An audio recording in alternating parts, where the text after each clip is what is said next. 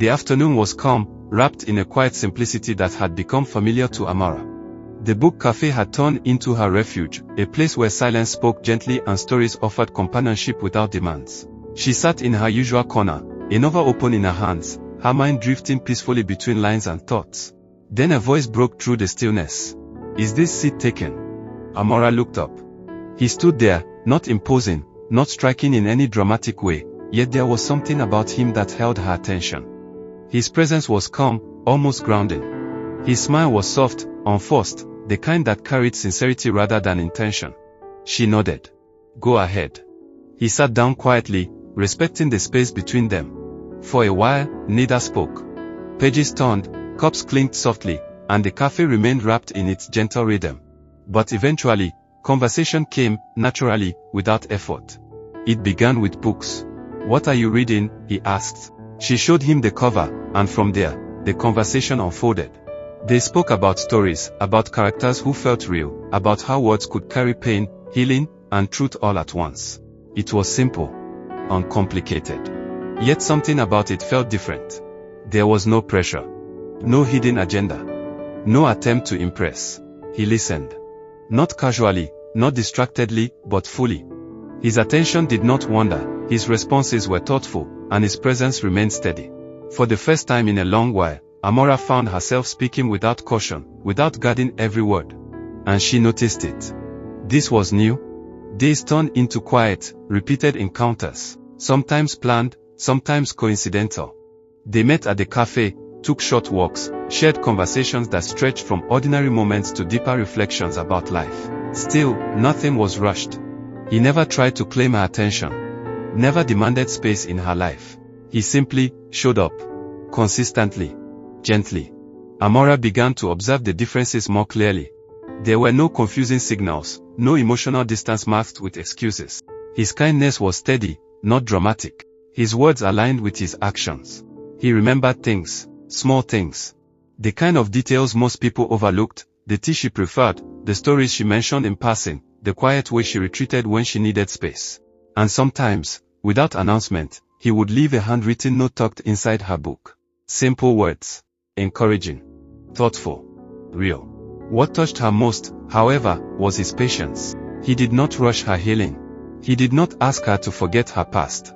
He did not try to replace what had been broken.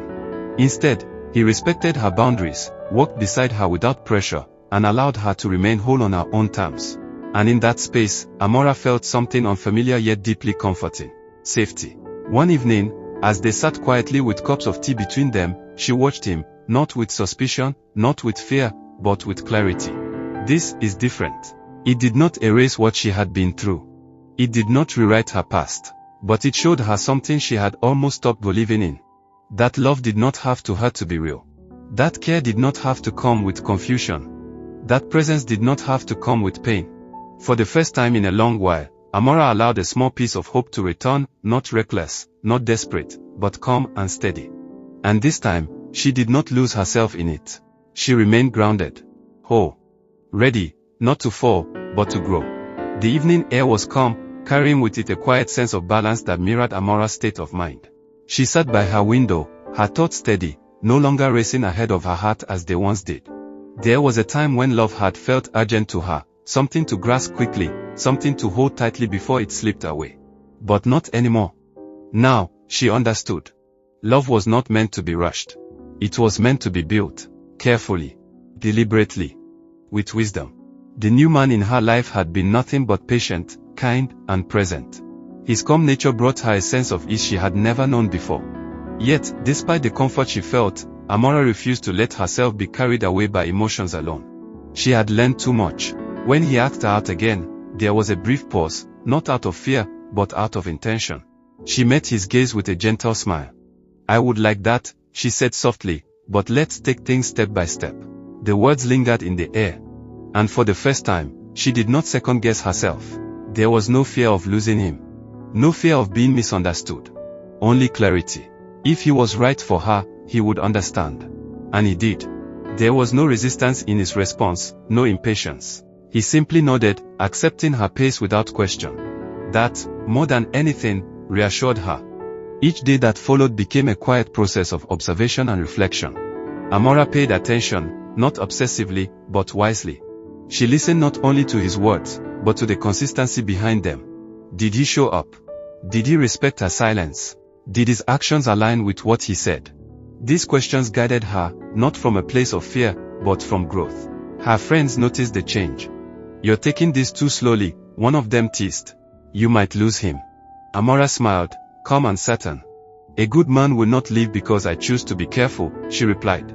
"If he's meant to stay, he will walk with me, not ahead of me." And she believed it. Slowly, she allowed herself to open, not all at once, but in parts.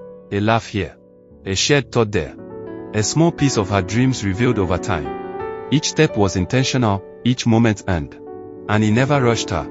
Instead, he met her where she was. He listened. He waited. He valued her pace. Beyond the growing connection, Amora remained grounded in herself.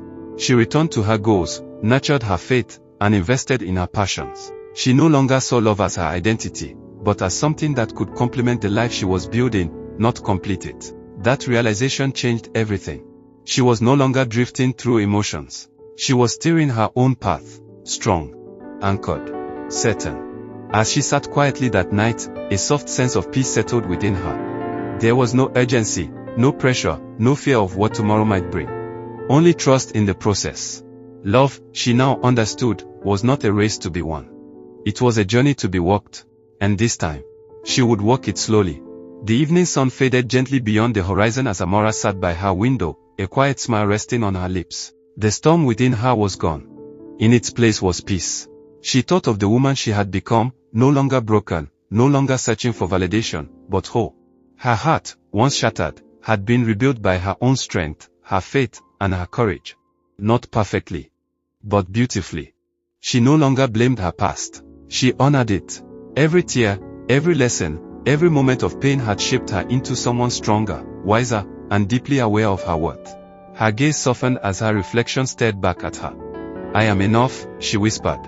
And this time, she believed it. Love, if it stayed, would meet her at that truth. If it didn't, she would still remain complete. That was her victory. Closing her eyes, she took a deep, steady breath. She was no longer just surviving.